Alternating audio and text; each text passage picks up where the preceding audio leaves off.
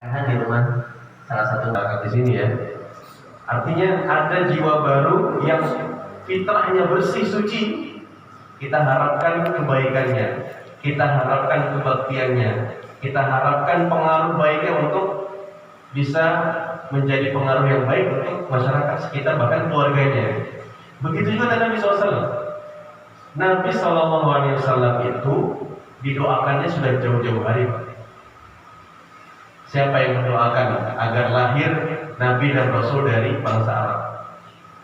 Siapa? Nabi Ibrahim alaihi salam, Asul Anbiya. Berapa tahun itu Pak jaraknya? Nabi Ibrahim sampai Nabi Muhammad SAW itu berapa tahun? 30 generasi Pak. Di sini ada yang masih ingat 30 generasi ke atas? Masih ingat gak? Cangcing, babe, ngongkongnya ke atas ini 30 generasi masih ingat? Tiga. Paling ingat berapa Pak? 3 pun mantap. 3 paling ingat ya? 3. Wah, cocok kayak Kata saya udah entah kemana ya? Sekarang kartu sudah 3 kartu sudah kan. Nah itu dia. Nah, mungkin ya orang-orang tuh mungkin Bapak, kakek, mungkin kakek nenek moyang terdahulu tuh sangat ingat tentang nasab. Ya kalau kita kenal kiai-kiai kita mungkin kayak dia kayak Kiai Madalan, itu nasabnya nyambung sampai Sultan Hamengkubuwono. Ya, ternyata kebaikan itu menurun. Meskipun nggak langsung, kadang ada yang 3 turunan baru nurun, 5 turunan baru turun, 7 turunan baru turun. Jadi bukan harta doang yang 7 turunan. Ya kadang kesolehan juga bisa nurun, gitu ya. Nah Rasulullah itu doanya Nabi Ibrahim. Jadi Nabi Ibrahim SAW berdoa di depan Ka'bah, ya agar Allah menghadirkan seorang Nabi dan Rasul yang lahir dari kaumnya sendiri. Ya, maka keturunannya itu 30 generasi baru lahirlah Nabi Muhammad SAW. Jarak Nabi dengan Nabi Isa, ya sebelum terakhir kan Nabi Isa. Nabi Isa dengan Rasulullah itu jaraknya 600 tahun, 6 abad. Ya berarti lebih lagi tuh dengan Nabi Ibrahim. Artinya barangkali doa kita hari ini Pak, kalau tidak dikabulkan hari ini, kalau tidak dikabulkan saat ini, mungkin dikabulkannya nanti Pak. Mungkin pas kita udah nggak ada juga. Jadi jangan lekas kecewa, jangan lekas kemudian ya menganggap Allah nggak sayang kita. Nauzubillah min dzalik. Nabi saja dibalasnya ratusan tahun. Ya suatu hari bahkan Nabi Muhammad SAW juga pernah ya berdoa, dijawabnya setelah 17 bulan. Doanya tentang apa?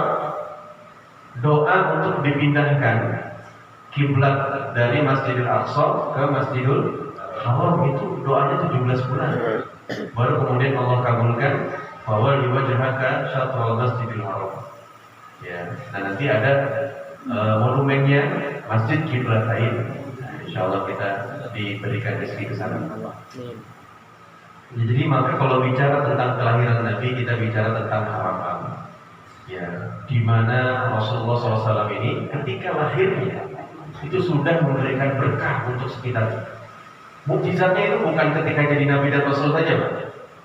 Dari kecil, ya Nabi itu ketika lahir tidak disusui oleh ibundanya, ya karena di sana itu ada tradisi di mana bayi itu disusui oleh penyusu dari kampung, namanya kampung Bani Sa'idah. Jadi memang bukan Halimah Sa'diyah doang tuh yang hari itu mencari anak persusuan, jadi banyak. Salah satunya Halimah Sa'diyah. Nah Halimah Sa'diyah ini datang dalam keadaan kebun di rumahnya itu lagi kering. Kambing-kambingnya susunya nggak keluar, pada kurus. Datang pakai keledai, dipakai bertiga sama anaknya, sama suaminya. Bayangin, kalau kuda masih mending lah, sangat hewani gitu ya. Lagi kedelai, keledai apa kedelai ya? Keledai lebih kecil Pak. Ibarat kata kita naik apa ya? Sapi usia berapa tuh? Masih kecil gitu ya. kambing. Nah, kambing lah, kambing gede gitu ya, kambing super dinaikin sama 3 orang. Bayangin. Nah itu kalau dia dibawa tuh sama Halimah Sa'diyah, ya meronta-ronta gitu sampai ke Mekah. Tapi kemudian di sana itu semua tadi ibu-ibu penyusu itu sudah pada dapat. Nah bagi mereka aib kalau dapatnya anak yatim, karena Rasulullah yatim dari lahir. Ayahandanya wafat ya di dalam ketika Rasulullah masih dalam kandungan. Nah maka nggak ada yang mau sama Rasulullah. Ya, dia nggak tahu aja kalau udah dapat Rasulullah ya. Nggak ada yang mau. Akhirnya Halimah pun setengah-setengah awalnya pas ngeliat, ya Allah masa nggak ada lagi nih. Akhirnya dia berpaling. Awalnya berpaling, tapi mikir-mikir daripada nggak ada lagi, akhirnya dibawa oleh Rasulullah SAW. Nah ketika dibawa apa yang terjadi? Tiba-tiba asinya mengucur deras. Biasanya tadi asinya cuma cukup buat anaknya. Ketika dibawa Rasulullah, anaknya kenyang, Rasulullah kenyang.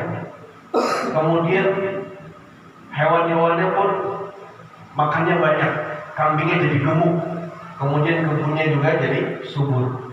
Nah itu mujizat awal yang kemudian Allah titipkan berkah. Sampai wafatnya Rasulullah hari ini, kita juga bisa mendapatkan keberkahannya. Jadi Rasulullah itu adalah salah satu penyelamat kita, Pak. Makanya kita kalau mau diselamatkan orang, kira-kira kita berbuat baik ya? Nah sekarang pertanyaannya, kita sudah berbuat baik apa sehingga Rasulullah mau menyelamatkan kita nanti dikala nggak ada lagi yang bisa menyelamatkan kita ya selain rahmat Allah dan syafaat Rasulullah. Nah ini tentang kelahiran. Kemudian juga kita memperingati tentang kematian Rasulullah. Jadi Rasulullah SAW ya ketika wafatnya, nah ini kan masih singkat saat ya. Nanti insya Allah pertemuan selanjutnya kita bahas rinci. Tapi ya tadi karena ikan nggak bagus, tapi cepat makin bagus. Nah tentang kematian Rasulullah ini, bayangkan Pak, Rasulullah ini mengajak orang untuk baik kurang lebih 23 tahun. Meskipun itu sudah mulai dicicil kebaikan Rasulullah itu sejak usia muda. Dari 20 tahun Rasulullah berdagang jujur. Rasulullah jadi partner usaha orang, jaga kambing, ya pengembala kambing, jujur dan bisa dipercaya. Nah kepercayaan itu yang membuat orang tuh suka. Sampai orang itu nyitipin emas, nyitipin barang-barang berharga ke Rasulullah. Saking bisa dipercayanya sampai kemudian nanti Rasulullah diberi gelar Al-Amin. Nah itu gelar gak ada yang punya Pak. Kalau kita hari ini haji ada, LC banyak, SE banyak, gelar apa lagi? ALM juga banyak ya. Almarhum. Nah ini Al-Amin tuh gak ada yang punya. Sekalipun Abu Jahal yang katanya bijaksana bagi mereka, itu juga gak diberi gelar Al-Amin. Rasulullah saat itu usianya 35 tahun. Ya, bisa dibilang masih muda. Tapi kemudian diberi gelar yang tidak diberi gelar oleh siapapun. Dan ini yang beri gelar manusia, artinya Rasulullah sangat dicintai. Ya, sampai kemudian menjadi nabi pun masih dititipin tuh, Pak. Nggak tahu diri kan? Ya, dia ajak beriman gak mau, tapi masih dititipin emas tadi ke Rasulullah SAW. Sampai wafatnya Rasulullah. Dan bayangkan dari selama itu berapa sahabat yang mengikutinya sampai wafatnya Nabi? Berapa sahabat total yang mengikutinya? Followersnya? Kalau followers sampai hari ini nggak terhitung gitu ya. Tapi yang hidup saat itu Rasulullah wafat, berapa sahabat yang mengikutinya? 140.000. 140.000. Ya.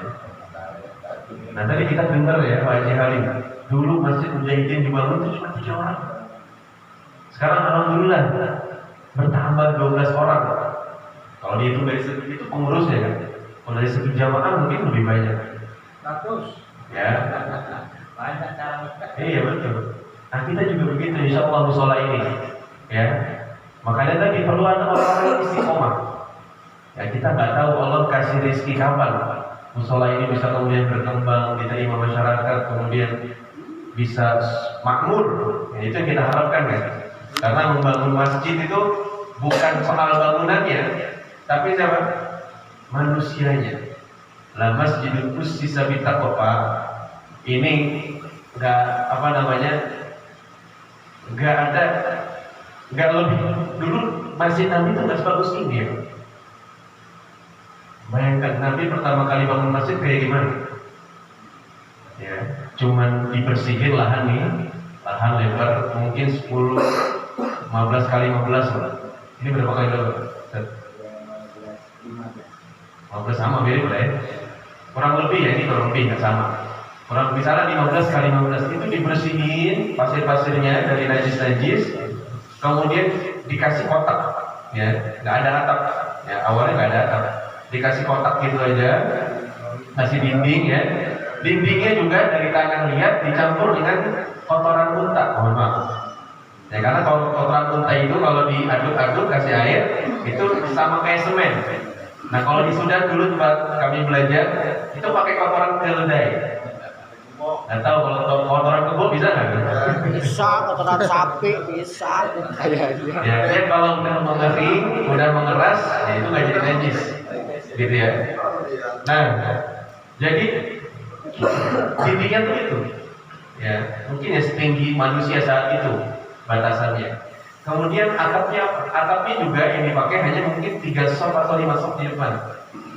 Ya. Atapnya pakai daun daun kurma itu. Ya, daun kurma. Memang bahan bangunannya kebanyakan kurma. Daun kurma disusun, udah itu atapnya. Ya, alhamdulillah sana kan jarang hujan. Ya, kalau sering juga pasti banjir terus. Bawahnya sama, kalau pak kurma dianyam. Jadi kalau sholat dulu kan, itu kalau kita sujud ada bekasnya, pasir nempel. Nah itu saya masih rasain di Sudan. Kalau alhamdulillah kan di sini udah nggak ada lah. Ya tanahnya juga basah kan di sini. Jadi kalau ada debu kan debunya tipis gitu kan. Nah di Sudan itu badai pasir masih banyak. Kalau badai pasir masuk ke dalam masjid. Udah kita sholat langsung nempel pasir. Bahkan ada musola di sana itu yang nggak ada atapnya. Jadi misalnya di terminal nih Pak, musolanya cuma dibatasin sama batu bata disusun gitu kayak kotak gitu ya. Di situ dikasih tempat imam, udah tinggal di gelar karpetnya karpet plastik sintetis gitu. Udah kita sholat di situ. Jadi musola. Nah jadi betapa sederhananya karena memang tujuannya adalah ketakwaan yang dibangun manusianya. Yang diajak manusianya untuk meramaikan masjid. Insya Allah kalau manusianya penuh nih, ya manusianya penuh, masjid ikut. Ya, ini kalau udah nggak muat lagi sampai luar, nanti kan ada orang muslimin yang lihat, oh kayaknya ini masjid perlu perbaikan lagi nih. Dia yang ngasih, gitu kan? Ya tapi kalau dilihat masjid gede kosong ya udah, gitu kan? Siapa yang mau makmurkan? Itu yang penting manusia. Nah itu yang dibangun oleh Nabi SAW tadi sampai 140 ribuan. Jadi kematian Nabi SAW sungguh membekas dalam diri sahabat termasuk kita. Nanti insya Allah semoga Allah berikan rezeki kita untuk ziarah ke Masjid Nabawi dan Masjidil Haram untuk umroh ataupun haji. Nanti sempatkan ke Raudhah. Ya, Raudhah adalah baina mimbari wa baiti. Tempat antara mimbarku, nah di sini ada mimbar, ya samping tempat Nabi Imam, dan rumahku. Ya, gambarannya rumahnya tuh di sini. Anggaplah ini Raudhah gitu ya. Rumahnya di sini. Kalau dulu ada jendelanya di sini, ada tabir. Nah, kalau sekarang jadi dinding besi. Nah disitulah Rasulullah dikuburkan. Artinya, dan itu Raudhah ya. Di sana namanya Raudhah min riyadil jannah. Taman di antara taman-taman surga. Ada 2 pendapat dari para ulama. Yang pertama, taman Raudhah itu adalah taman yang benar-benar akan diangkat dan menjadi taman di surga nanti. Masya Allah, kita udah pernah sholat di sana. Ya, semoga kita dipertemukan lagi nanti di surga di Raudhahnya juga. Atau yang kedua, orang yang pernah sholat di sana memohon ampun, bertawasul pada Nabi, ya, dan lain sebagainya, itu mendapatkan kesempatan untuk masuk surga. Maka sempatkan ke sana berdoa dan bersalawat kepada Nabi SAW. Kalau kita datang dari sini, berarti kita tepat ada di menghadap ubun-ubunnya Nabi SAW. Masya Allah, begitu dekatnya kita. Kalau kita nanti diajak keluar kan, setelah sholat sunnah kita keluar ke arah depan. Artinya apa Pak? Orang mayit itu kan ngadep mana? Ngadep kiblat. Ya, berarti jasad Nabi ngadep ke arah sana. Kita keluar, ketika kita menghadap ke bangunan ini, berarti kita ngadep mananya Nabi? Belakang. Wajahnya Nabi Sallallahu Alaihi Wasallam. Allahumma sholli wa sallim wa barik. Kira-kira wajahnya masih utuh nggak Pak? Sholli ala Muhammad. Nggak usah dibongkar Pak, nggak usah. Ya, nggak boleh memang. Kita ada satu riwayat di mana sahabat Anas bin Malik radhiyallahu anhu itu mengecek makam para syuhada, orang yang mati syahid dalam peperangan Uhud. Di antaranya Hamzah bin Abdul Muthalib karena beliau pemimpinnya, Sayyidus Syuhada. Ya, Anas bin Malik datang ke makam syuhada Uhud, kemudian mengecek makamnya Hamzah bin Abdul Muthalib setelah 40 hari. Setelah 4, berarti sebulan lebih ya. Kira-kira kalau manusia biasa udah dimakan tanah belum?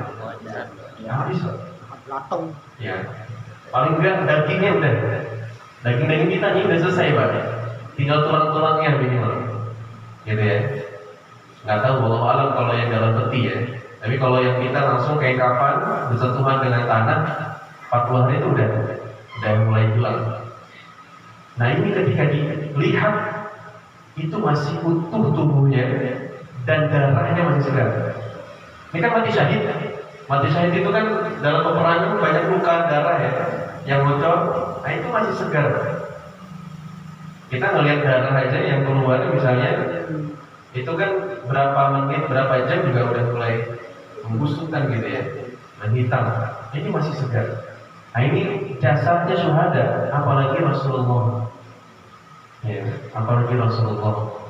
Dan Rasulullah itu dimandikan, dikafani dengan baik, dalam keadaan bersih bagi ketika wafatnya. Sebelum wafat Nabi minta berwudu, sebelum wafat Nabi minta bersiwak, bersih Pak.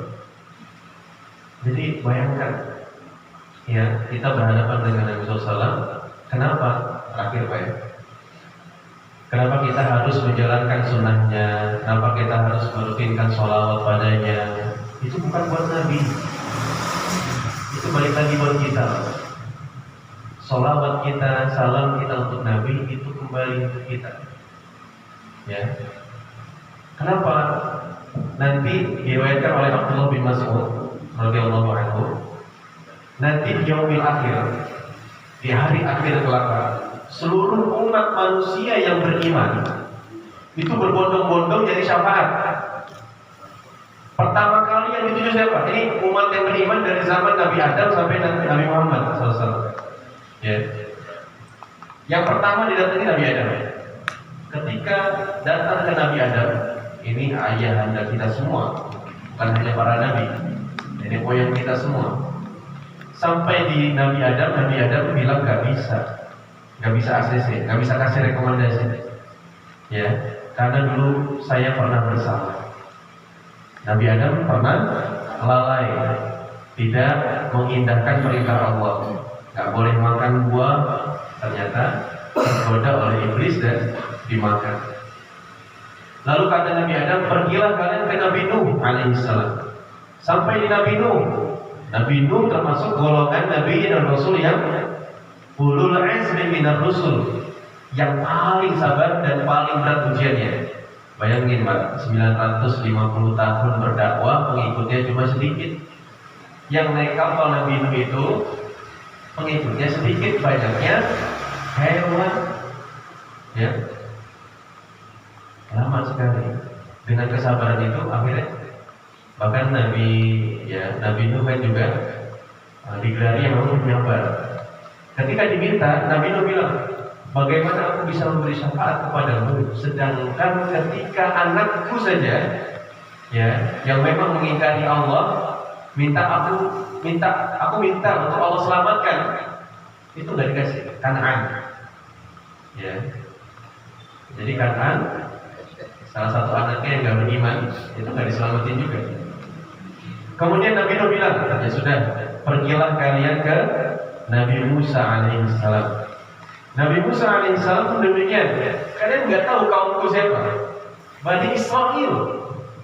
Yang ketika Anda beriman, aku nggak ada 40 tahun aku ninggalin mereka dalam rangka berjihad dan beriman kepada Allah, membela agama tauhid. Pulang-pulang mereka sudah mengkhianati Nabi Musa alaihissalam. Akhirnya apa? Nabi Musa bilang, pergilah kalian ke Nabi Ibrahim alaihissalam. Nabi Ibrahim juga demikian. Meskipun Nabi Ibrahim digelari sebagai Khalilullah, kekasih Allah, ya, tapi ternyata tidak juga bisa memberi syafaat. Kenapa? Nabi Ibrahim juga pernah berdakwah ke ayahnya, tapi ayahnya menolak. Tapi kemudian Nabi Ibrahim alaihissalam meminta untuk ke Nabi Isa alaihissalam. Nabi Isa gak ngomong apa-apa. Nabi Isa cuma ngasih isyarat. Artinya pergilah kalian ke Nabi terakhir Khotimul Anbiya, yaitu Rasulullah SAW. Saat itu juga Rasulullah sujud, dan Rasulullah tidak akan berangkat atau mengangkat dari sujudnya sebelum umatnya yang beriman itu dimasukkan ke dalam surga. Bayangkan, nanti di padang mahsyar itu yang pertama kali bangkitkan itu Rasulullah. Jadi Rasulullah nungguin. Rasulullah ridho nggak masuk surga duluan, nungguin kita, Pak. Nungguin saudara-saudaranya. Kalau sahabat sudah ridwanullah alaihim, ya Allah sudah ridho pas mereka masih hidup. Dan kan kita yang butuh, kita ditungguin sama Nabi. Ada mungkin nanti di antara manusia yang diazab dulu, karena dosa-dosanya ini banyak, ya, dibersihkan dulu, karena nggak boleh kita masuk surga meskipun iman kita sebesar Zabah tadi, tapi kita masih ada kotornya, harus bersih. Nah, ketika tadi kita mendapatkan syafaat dari Nabi SAW, belum selesai dibersihkan, syafaat itu membuat kita bersih seketika, lalu berkumpul dengan umat Nabi Muhammad yang lainnya di Telaga Kausar, dan kemudian kita meminum sepuasnya di sana, lalu bersama-sama Nabi yang bukain pintu masuk. Kita semua mengharapkan syafaat Nabi SAW. Kita rindu pada Nabi SAW. Kita cinta pada Nabi SAW. Tinggal kitanya. Sudahkah kita berkorban? Sudahkah kita mengikuti keteladanannya? Sudahkah kita bersolawat padanya? Sudahkah kita mengikuti segala perintahnya, menjauhi segala apa yang tidak berkenan baginya, hal-hal yang makruh apakah kita lakukan? Meskipun tidak mengapa kita lakukan, tapi Nabi tidak menyukainya. Ya, para sahabat itu apapun yang tidak disukai Nabi maka tidak pernah dilakukan. Apapun yang disunnahkan Nabi maka dilakukan. Tapi hari ini, Pak, ada kalangan yang tarakna sunnah bi annaha sunnah. Kita meninggalkan sunnah karena itu sunnah. Nah, kita bilang mau dapat syafaat Nabi, tapi pas diminta, kok nggak puasa sunnah? Kan sunnah. Sunnah dalam arti hukum berarti kalau menjaga dapat pahala, kalau meninggalkan tidak berdosa. Tapi kalau dalam arti cinta pada Nabi, maka kita kerjakan, Pak. Itu pengorbanan kita. Meskipun memakan waktu kita, tenaga kita, pikiran kita, itulah pengorbanan kita. Dulu Nabi sudah berdarah-darah, Nabi sudah berkeringat, Nabi sudah bahkan pernah menancap besi di pelipisnya. Geraham Nabi itu sudah hancur. Bahkan Nabi terakhir di perang Khaybar itu diracuni oleh ibu-ibu Yahudi. Jadi pas sakaratul maut itu, kan Nabi juga merasakan. Bahkan Nabi merasakan yang paling sakit itu kerasa semua, Pak. Jadi kalau sakaratul maut, sakit-sakit kita tuh kerasa semua nih.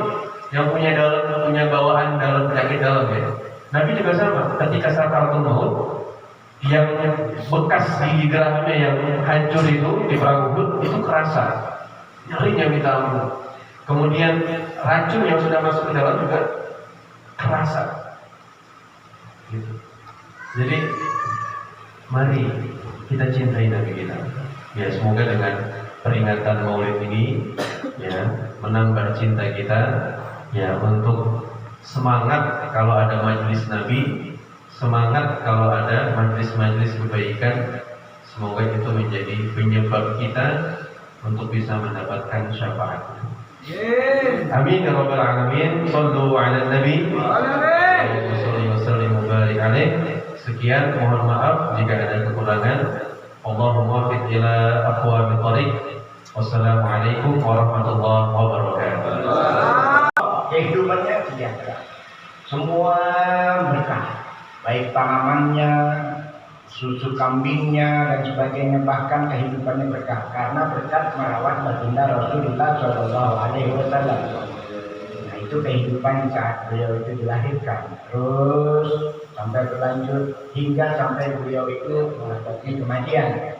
Syafaat baginda Nabi besar Muhammad tidak hanya khusus sampai pada sahabatnya saja, tapi terus sampai kepada umatnya hingga akhir zaman, termasuk kita. Makanya Rasul, seperti saya tambahkan, di mana Rasul baginda Nabi Muhammad SAW pernah bertanya kepada sahabatnya, siapakah orang yang digolongkan menjadi atau orang yang digolongkan dimuliakan oleh Allah? Kata sahabat, para malaikat. Nah, tidak. Malaikat itu jelas karena beliau adalah atau malaikat itu termasuk makhluknya yang sangat takwa kepada Allah. Lalu golongan orang yang sangat mulia yang dimuliakan Allah siapa ya Rasul? Yang kedua, mungkinkah apakah engkau ya Rasul para nabi, para anbiya, para rasuli? Tidak. Karena beliau telah termasuk orang utusan Allah. Mungkin aku ya Rasul, sahabat-sahabatmu juga tidak. Kenapa ya Rasul? Aku tidak, para malaikat tidak, termasuk yang digolongkan dimuliakan. Kata Nabi baginda menundukkan kepalanya sambil meneteskan air matanya, yaitu umatku yang tidak pernah melihat aku, umatku yang tidak pernah berhadapan dengan aku, tidak mendengar suaraku, tapi terus dia beriman kepada perintahku dan sunnahku. Itulah orang-orang yang dimuliakan oleh Allah Subhanahu wa Ta'ala. Siapa dia? Siapa Pak?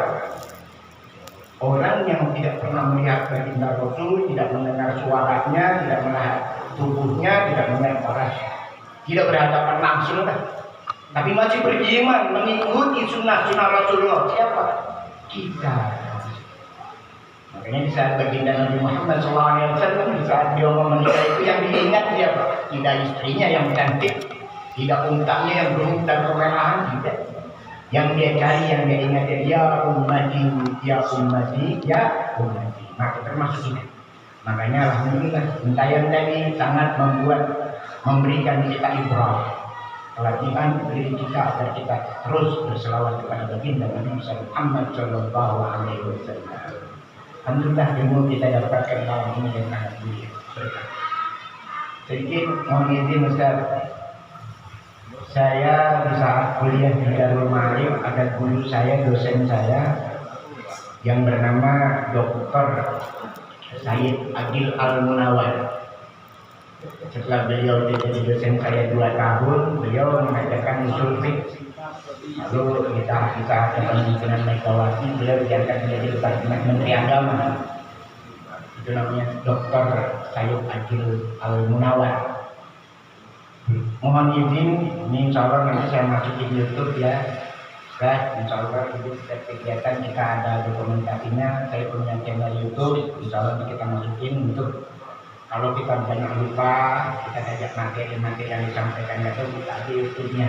Tadi banyak sekali itu ayat-ayat yang kita harus dengar, ada 4. Saya juga lupa untuk mereka nanti insya Allah di YouTube kita dengar. Saya diijazahkan, ini mohon izin Ustaz Hudzaifah, mau nggak ijazah ini kita amalkan? Saya meminta kepada guru saya, Dr. Sayyid Akil Al-Munawar. Beliau juga dari dulunya Al-Habib Alwi bin Alwi Al-Husain. Ijazahnya apa? Kita kira-kira dalam kehidupan itu butuh ekonomi nggak? Perlu nggak ekonomi? Belum. Nah, karena ekonomi kita mapan cukup, maka ibadah kita akan tenang. Nah, beliau waktu saya kuliah diijazahkan, sekarang saya sudah praktek lagi kepada para jemaah sekalian. Insya Allah ini ada bekal jadinya. Di samping tadi bekal ilmu, sekarang bekal ijazah. Apa ijazah atau amalan yang harus kita baca agar dompet kita tidak pernah kosong? Nah, kan yang kita inginkan gitu. Kita di samping akan mendapatkan rahmat Allah dan barokah Allah, juga kita harus amalkan agar ekonomi kita itu lancar dalam kehidupan. Kalau kita mau mengamalkannya, insya Allah dompet kita nggak pernah kosong. Terisi, keluar, isi lagi. Walau alam dari mana? Ya kan? Ada saja, insya Allah. Ada saja terus. Yang penting kita mau mengamalkan. Sama-sama kalimat atau liriknya itu berselawat kepada baginda. Allahumma sholli ala sayyidina Muhammadin wa ala ali sayyidina Muhammad. Sholatan takunu biha ridhaan wa li haqqihi adaan. Sholatan takunu biha ridhaan wa li haqqihi adaan. Itu kita baca 35 kali setiap hari pada sholat 5 waktu. Insya Allah gak bakalan kita jadi umat Islam itu susah. Kita gak bakalan punya perasaan kekurangan terus, selalu kelebihan insya Allah. Saya udah amalin Pak. Ini sekarang saya masih terus amalin Ustaz. Kenapa? Itu butuh kita masih hidup, perlu uang ya kan? Ya. Istri kita butuh ini segala macam. Mintanya ke kita. Kita udah nggak kerja, nganggur. Tapi alhamdulillah ada saja Pak. Walaupun 1.000 rupiah itu dompet kita nggak pernah kosong. Ayo kita amalin, apalagi yang punya usaha. Usahanya akan lancar, makanya berselawat. Dulu Halimatus Sa'diyah menyusui Rasulullah berkah hidup. Sekarang kita mengamalkan atau berselawat kepada baginda Rasul. Insya Allah kita juga diberkahi oleh Rasulullah SAW. Syafaat dunia namanya insya Allah. Jadi kalau yang masih lupa nanti sekali lagi hidupnya. Sekali lagi saya baca Allahumma sholli ala sayyidina Muhammad wa ala ali sayyidina Muhammad sholatan takunu biha ridhaan wa haqqihi adaan. Jadi kita bersama kita berselawat kepada Nabi, sholatan takun, berselawat kepada Allah untuk mendapat ridhonya. Jadi aku ridho Allah. Semua kalau kita kegiatan tanpa ridho Allah, karena Allah meridhoi kalau sudah menyebut nama ganjang baginda Nabi Muhammad SAW. Doa saja nggak pakai kalimat Rasulullah, nggak menyebut nama baginda Rasul, nggak diterima doanya. Nah, ini kita minta insya Allah kita amalkan setiap baca sholat 5 waktu itu 35 kali. Jadi sambil minumnya. Mudah-mudahan pada malam hari ini hikmah sekali, alhamdulillah. Terima kasih dari Pak sudah menyempatkan waktunya. Dan saya mohon sekali Ustaz, insya Allah disehatkan untuk terus bisa mengisi hatinya selalu diberi kesehatan. Kita semua selalu diberi kesehatan. Istiqomah agar setiap taklim bulanan terus kita datang. Apapun yang terjadi, hujan nggak ada halangan, terus kita berangkat. Karena apa? Untuk menuju kebaikan.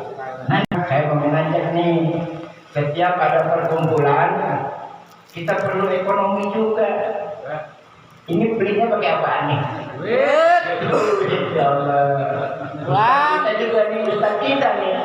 Ya kan itu nggak bisa dibayar, nggak berharga. Masya Allah dari sekian dari rumahnya ke sana kemari kan perlu tetesan bensin. Serpong. Nah gitu. Yang bayar Allah ntar di surga. Nah insya Allah Ustaz kita ini aman. Amannya apa? Karena dakwah bil haq. dakwah beliau, alhamdulillah, ilmunya beliau tidak mahal-mahal, tidak jual bukan, tapi beliau untuk dakwah fi sabilillah. Makanya kita doakan Ustaz kita agar selalu sehat, karena ilmunya sangat kita butuhkan. Nah oleh karena itu minimal pada setiap kegiatan mohonlah ada rezekinya, ya bawalah serupiah dua rupiah. Untuk apa? Untuk kita juga, bukan untuk orang lain. Yang mau ngopi, siapin mau bagainya, ya kan? Yang mau teh dan sebagainya, mau aqua, ya. Baik, malam hari ini pada bawa duit ya? Bawa 1000. Oh, belum gesek saya. Bawa 1000. Belum gesek. Wah, lupa gesekan belum bawa. Kalau udah siap malam hari ini, ya kita kelilingin lah tuh. Pengen dah. Kalau siap, sekarang bulan yang akan datang bisa siap. Saya berangkat. Lalu, jangan nanti jadi apa namanya beban. Saya sangat salut, masya Allah, alhamdulillah. Setiap kegiatan salim kalau udah berbunyi duit, ya, udah berbunyi fulus, ini jadi kendor. Saya khawatir nih. Tapi kalau kita nggak aja ya Ustaz ya, ini nanti khawatirnya ya ini kadang-kadang donatur terus, tapi alhamdulillah ada donaturnya. Tapi kan kita nggak bisa mengharapkan donatur terus, karena ini adalah kegiatan kita, oleh kita dan untuk kita, dimana kalau kita mengeluarkan rezeki kita sebagian itu insya Allah menjadi sedekah bagi kita. Apalagi kita dalam kebaikan, insya Allah mengalir terus. Apalagi insya Allah nanti Bapak hadirin sekalian terus dimurahkan rezekinya, yang jadi gojek, ya nanti banyak sekali tuh ininya, apa sih namanya tuh yang pesanan tuh tata titik terus tuh alhamdulillah. Ya Paketan. itu nggak mengalir terus ceweknya tuh, sinyalnya kuat naik kalah. Insya Allah yang punya kegiatan di kantor lancar, yang punya kegiatan berdagang, dagangnya laris, untungnya banyak. Yang punya kegiatan yaitu memang sebagai tukang bangunan, banyak borongan. Amin. Insya Allah itu semua akan mengalir. Ayo, makanya mau hari ini atau bulan yang akan datang? Kalau hari ini saya udah bawa. Udah siapin hari ini. Tadi siap. Ayo. Katanya kecil. Kalau kita malam hari ini. Pandus tuh. Yang siapa dulu? Besok Pandus. ya. Ya. Ini gimana? Lu udah jalan yang udah siap. Ya, yang jalan ini kalau jalan. Yang belum siap ya bulan depan. Masih Agus. Tapi sekali lagi saya pesan jangan dijadikan suatu beban ya. Kalau ini apa yang kita minta, Pakai itu kita baik terus. itu mah. Udah campurnya biar gue selalu. Peti ya.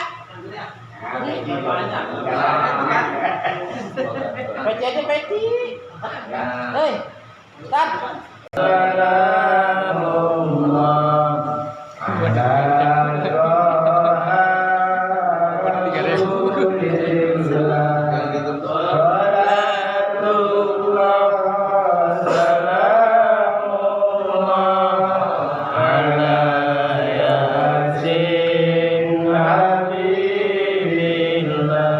Terima kasih para jemaah sekalian. Insya Allah bulan yang akan datang kita semua diberikan rezeki yang banyak. Amin. Ya, dengan pengajian kita terus gairah, terus pengajian kita itu sampai akhir hayat. Insya Allah tidak ada halangan terus kita adakan kajian sekali. Mari kita akhiri daripada membaca surat Al-Fatihah. Semoga kegiatan kita, ada yang tahu memang dihitung dulu berapa? 60. Alhamdulillah 65.000 angkatan awal itu. Insya Allah besok 650.000. Insya Allah ya semua banyak dan dikit, yang penting adalah ikhlas, dan yang nggak bawa duit nggak usah takut dan ragu-ragu dan malu, terus datang, yang penting hadirnya ya, bukan uangnya tapi hadirnya, karena solekoh. Mari kita sama membaca surat Al-Fatihah. Semoga tadi yang telah mengeluarkan sebagian sedekahnya, mudah-mudahan Allah balas dengan balasan yang berlipat ganda, dan kita semua diberikan keselamatan. Insya Allah kita sampai bisa bertemu kembali di bulan yang akan datang. Al-Fatihah. Bismillahirrahmanirrahim. Alhamdulillahirabbil alamin. Arrahmanirrahim. Maliki yaumiddin. Iyyaka na'budu wa iyyaka nasta'in. Ihdinas siratal mustaqim. Siratal ladzina an'amta 'alaihim ghairil maghdubi 'alaihim waladdallin. Wa'fu 'anna ya karim. Wa'fu 'anna ya karim. Wa'fu 'anna ya karim. Allahumma bihaqqil Fatihah wa bi sirril Fatihah wa bi karamatil Fatihah wa bi syafa'atil Fatihah. Ya barijal ham ya kashifal gham ya man yaghfir yaghfir wa yarham ya dafiyal bala ya Allah ya dafiyal bala ya Rahman ya Rahim. Subhanakallahumma wa bihamdika astaghfiruka wa atubu ilaik. Bifadlika dawahu ya subhanakallahumma wa tahiyyatuhum biha salam wa akhiru dawahum alhamdulillahi rabbil alamin. Terima kasih, mohon maaf jika ada kesempatan yang mau hadir di maulid masjid silakan, kalau tidak ya kita mudah tadi sudah mendengarkan maulid, mudah-mudahan pahalanya sama. Akhirul kalam, wallahumma fi ila aqwamit thoriq. Assalamualaikum warahmatullahi wabarakatuh.